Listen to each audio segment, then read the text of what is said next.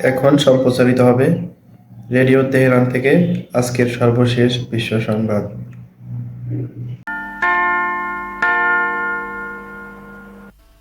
Radio Tehran, শুরু হচ্ছে বিশ্ব সংবাদ।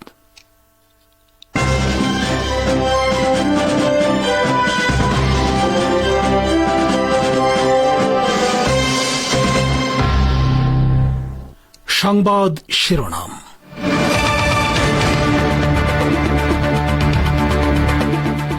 ইহুদিবাদী ইসরায়েলের হুমকির কারণে ইরানের পরমাণু নীতিতে পরিবর্তন আসতে পারে, তেহরানের হুঁশিয়ারি। গাজায় যে অপরাধযজ্ঞ চালিয়েছে তাতে হিটলারকে ছাড়িয়ে গেছে ইসরায়েল, মন্তব্য তুর্কি প্রেসিডেন্ট এরদোগানের। 2 দশক পর সোমবার বাংলাদেশ সফরে যাচ্ছেন কাতারের আমির, অগ্রাধিকারে থাকছে বাণিজ্য ও বিনিয়োগ। এবং নির্বাচনী প্রচার সভায় জোরালো ভাষায় নরেন্দ্র মোদীকে আক্রমণ করলেন মমতা, বাংলায় দুর্নীতির কথা অস্বীকার।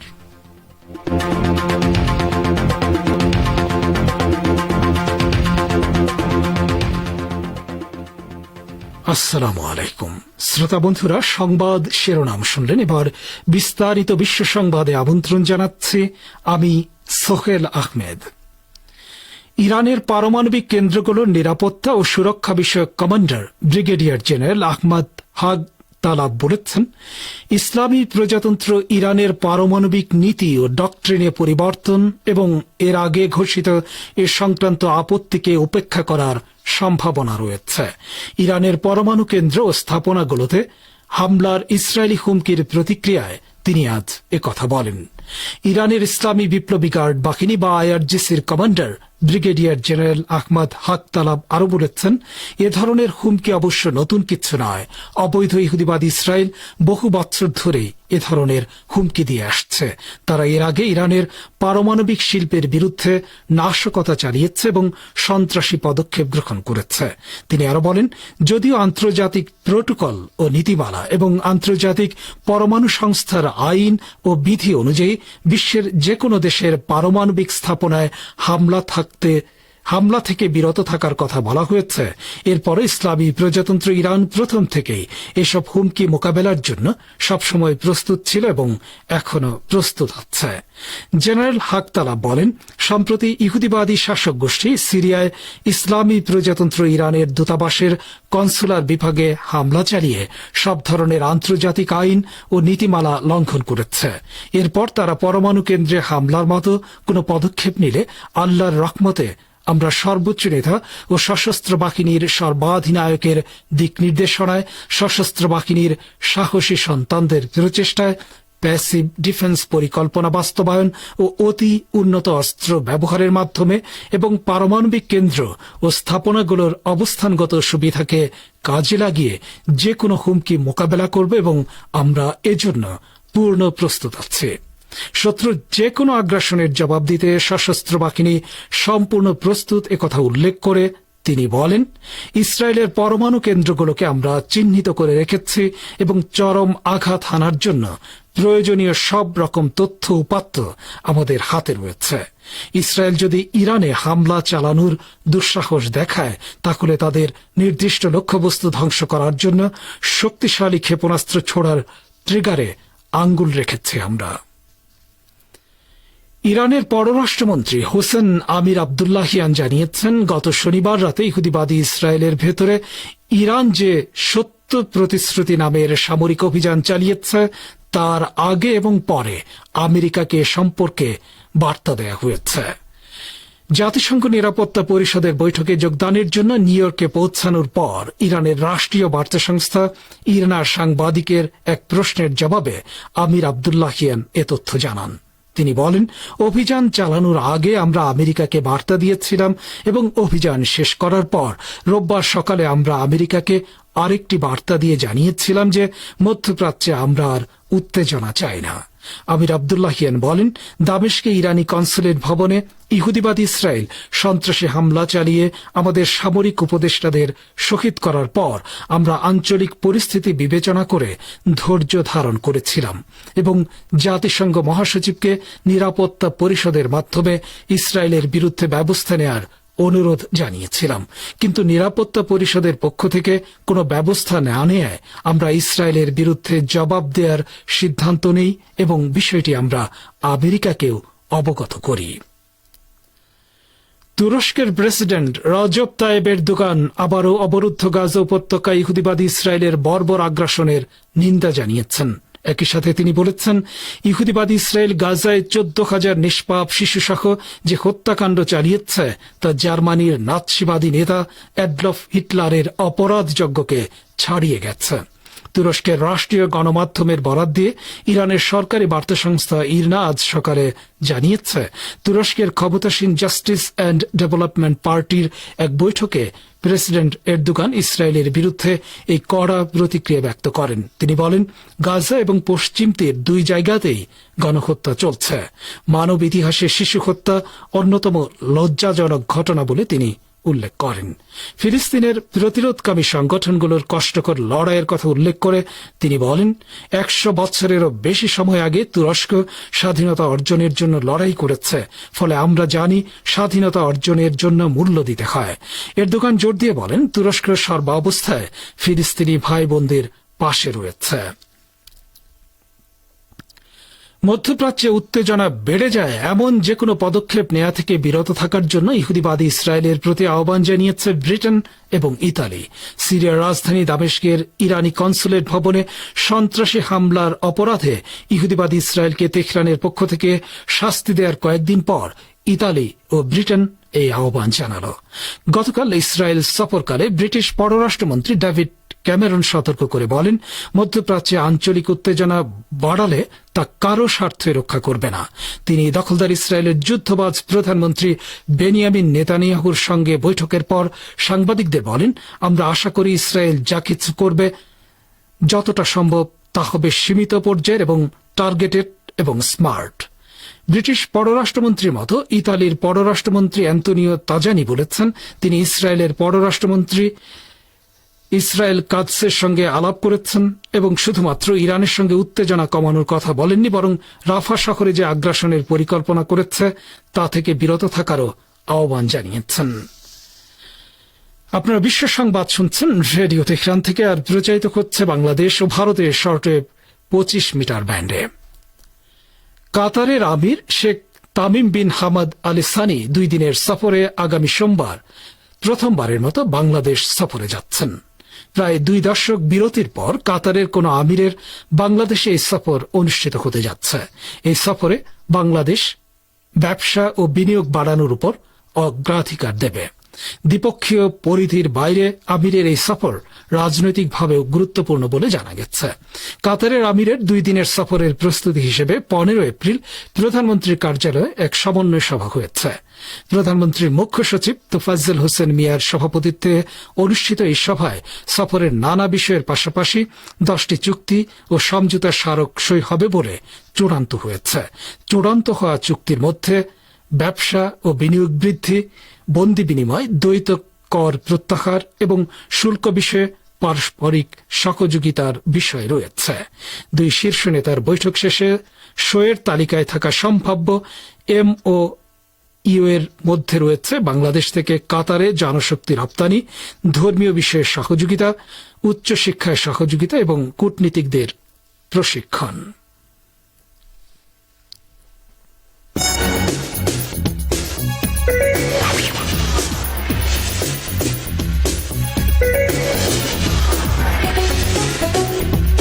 রেডিও তেহরান, খবরের সঙ্গে 24 ঘন্টা। ভিজিট করুন আমাদের ওয়েবসাইট parstoday.ir/dn।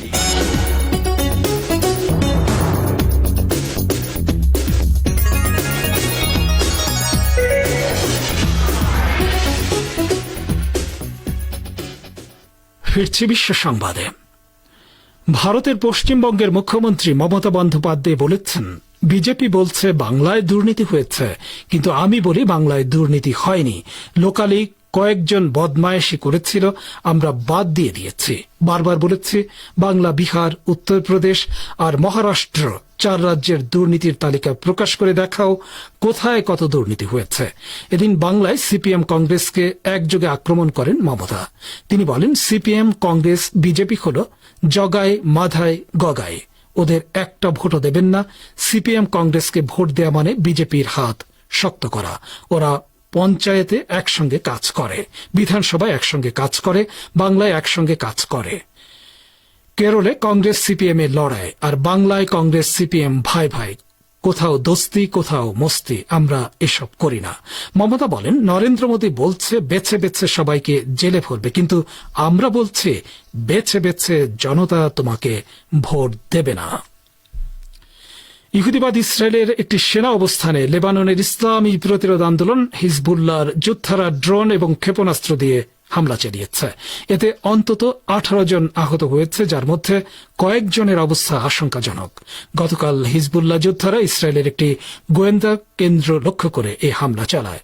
এ সম্পর্কে ইসরায়েলি বাহিনীর একজন মুখপাত্র জানিয়েছেন হিজবুল্লাহর হামলায় 14 জন সেনা আহত হয়েছে, যার মধ্যে 6 জনের অবস্থা গুরুতর।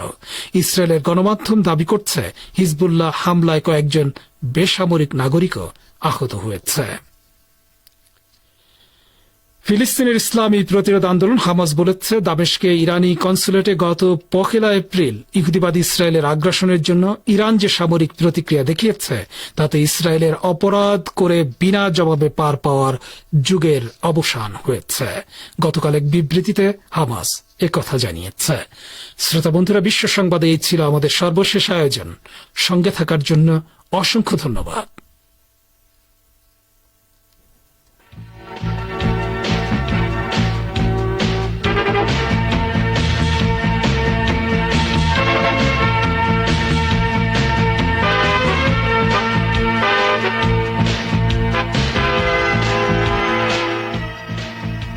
বিশ্ব সংবাদের পর আমন্ত্রণ জানাচ্ছি সংবাদ ভাষ্যের অনুষ্ঠান দৃষ্টিপাতে। ইসলামী প্রজাতন্ত্র ইরানের প্রতিষ্ঠাতা ইমাম খোমেনি রহমতুল্লাহ আলাই এবং দেশটির ইসলামী বিপ্লবের রূপকার ও মহান নেতা দেখিয়ে গেছেন যে ইসলামী আইন ও ইসলামের রাজনৈতিক দর্শন সমাজ পরিচালনায় সক্ষম এবং এজন্য নতুন নতুন পরিকল্পনা দিতেও সক্ষম। এ সম্পর্কে আজকের দৃষ্টিপাতে শুনুন আমাদের ভাষ্যকারের পর্যালোচনা। পড়ে শোনাচ্ছেন Amir Hossain. Islamic Republic of ইরানের প্রতিষ্ঠাতা ইমাম খোমেনি রহমতুল্লাহ আলাইহি ও দেশটির ইসলামী বিপ্লবের রূপকার মহান নেতা দেখিয়ে গেছেন যে ইসলামী আইন ও ইসলামের রাজনৈতিক দর্শন সমাজ পরিচালনায় সক্ষম এবং এজন্য নতুন নতুন পরিকল্পনা দিতেও সক্ষম।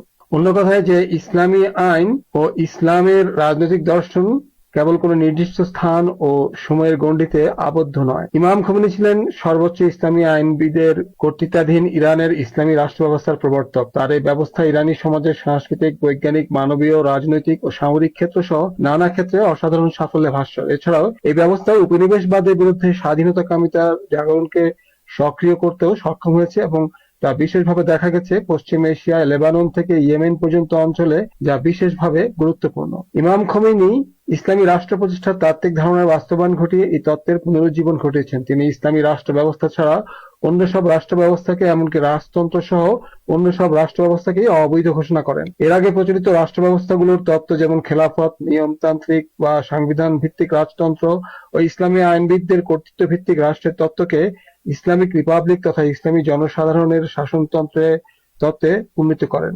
সাম্প্রতিক 2-1 দশকের অন্যান্য ইসলামী আন্দোলনের সঙ্গে ইমাম খোমেনির ইসলামী আন্দোলনের পার্থক্য এখানেই। একজন ধর্মীয় আইনবিদ নেতার নেতৃত্বে ইরানের রাজতান্ত্রিক শাসন ব্যবস্থা উৎখাত করে ইসলামী জনসাধারণতান্ত্রিক রাষ্ট্র ব্যবস্থা প্রতিষ্ঠা ছিল সমসাময়িক যুগে ইসলামী জাগরণ ভিত্তিক আন্দোলনগুলোর সবচেয়ে গুরুত্বপূর্ণ সাফল্য। ইমাম খোমেনির চিন্তাধারার আরেকটি বড় তাত্ত্বিক সাফল্য হলো ইসলামী রিপাবলিক ব্যবস্থার একটি সংবিধান অনুমোদন করা। ইরানের চিন্তাবিদ, বুদ্ধিজীবী ও শিক্ষিত শ্রেণী ছাড়াও জনগণ গণভোটের মাধ্যমে এই সংবিধানকে অনুমোদন করেছে। আধুনিক যুগের এবং স্থান বা অঞ্চলের চাহিদার সমাধানও দেখানো হয়েছে এই সংবিধান ও রাজনৈতিক ব্যবস্থায়। ইরানের ইসলামী জনরাষ্ট্র ব্যবস্থার সংবিধানে রয়েছে ইসলামী শিক্ষা ও নির্বাহী ব্যবস্থার অভিজ্ঞতা সংক্রান্ত রেনেসাঁ পরবর্তী যুগ হতে পরবর্তীকালের মানব জাতির অভিজ্ঞতার সমন্বয়। সংবিধানটির ভিত্তি হলো ইসলামী শিক্ষা ও এর কাঠামোর ভিত্তি হলো সংস্কার যুগের মানবীয় প্রজ্ঞা। শুরা বা জনগণের অংশগ্রহণের ব্যবস্থা রয়েছে। সিদ্ধান্ত গ্রহণের প্রক্রিয়ায় রয়েছে রাষ্ট্রের নানা বিভাগের স্বাধীনতা বা বিভাজন।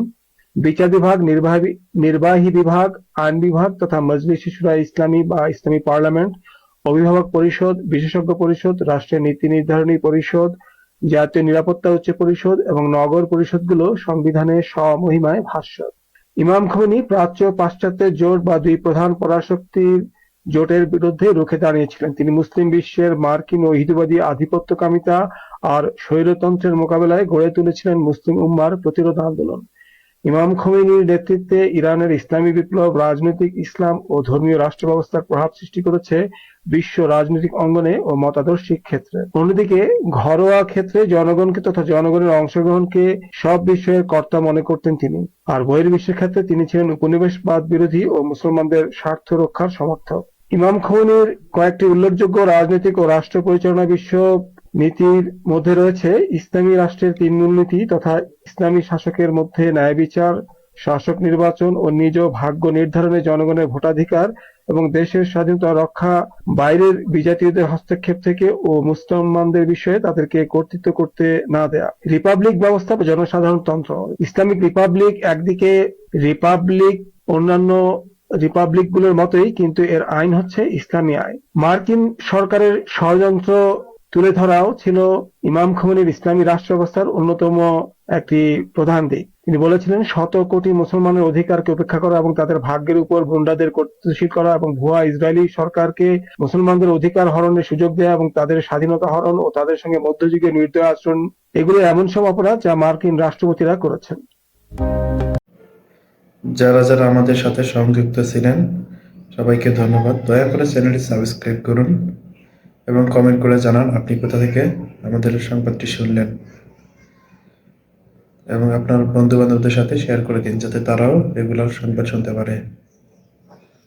ধন্যবাদ আমাদের সাথে থাকার জন্য।